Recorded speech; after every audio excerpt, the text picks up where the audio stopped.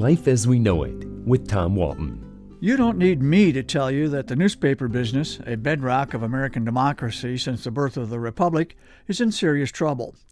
Hundreds of newspapers across the land have either stopped publishing completely or have cut back on home delivery of a printed paper in favor of electronic publishing. With great reluctance a couple months ago, the Blade ceased home delivery of a printed newspaper 2 days a week on Mondays and Tuesdays.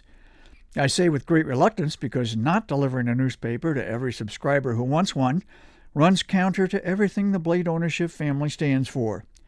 I think I'm in a position to know because I've worked for the Block family now for 54 years. I know it pains John Robinson Block and Alan Block a great deal to acknowledge the realities of the modern media marketplace. But circulation revenues have declined for newspapers everywhere as people turn to the internet and to bloggers with a bias for their news. But there's good news in at least one small town in Iowa. The community of Lamar's still gets its news the old-fashioned way every day in print. It's called the Hot Sheet, and the daily update is not a newspaper, at least not in the traditional sense. The Hot Sheet is one sheet of paper filled front and back with news about Lamar's. It's produced by a guy who works at the local bank.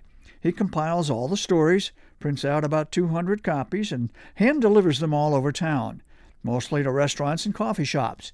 The banker, a guy named Brad Pick, has already learned what newspaper circulation departments across the land have known for generations. If you're a little late delivering the paper, your readers will let you know. If I'm a little bit later than normal, he says, there are a few guys who will point at their watch and let me know I'm late, Mr. Pick told the Sioux City Journal, the nearest traditional newspaper of any size. Mr. Pick fills his one-page paper with local news headlines, local high school sports scores, a weather forecast, stuff like that. What sets him apart from the Sioux City Journal are two other daily features. One is the joke of the day, sort of like the Daily Chuckle in the Blade Peach section. Mr. Pick finds his jokes online or chooses one offered by his readers. The other popular feature is the Lamar's Citizen of the Day. The Citizen of the Day is chosen by the local radio station. Eventually, if the Hot Sheet hangs around long enough, everyone in town will be Citizen of the Day at some point. Lamar's is a small community, home to 9,900 people, about the size of Wapakoneta. The radio station and Mr. Pick's bank used to produce the Hot Sheet, with the bank as the primary advertiser.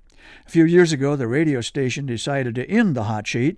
Mr. Pick and a few colleagues at the bank considered that unacceptable. They regarded the Hot Sheet as a local icon and something that still had marketing value. So they kept it going. Now, every Monday through Friday, Mr. Pick adds new responsibilities to his day job at the bank. He's editor-in-chief, printer-in-chief, and paperboy-in-chief of the Lamar's Hot Sheet.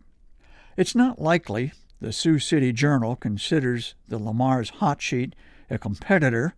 Lord knows the Journal, like the Blade and traditional print newspapers everywhere, has enough to worry about.